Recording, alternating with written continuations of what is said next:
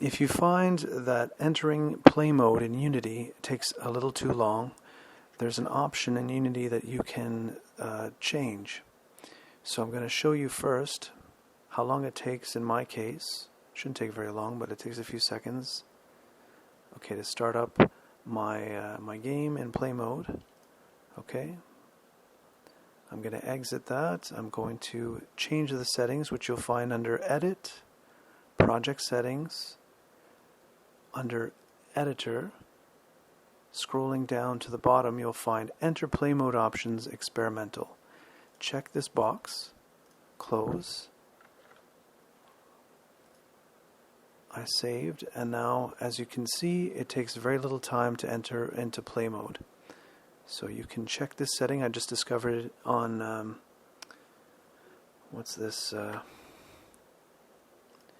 Instagram.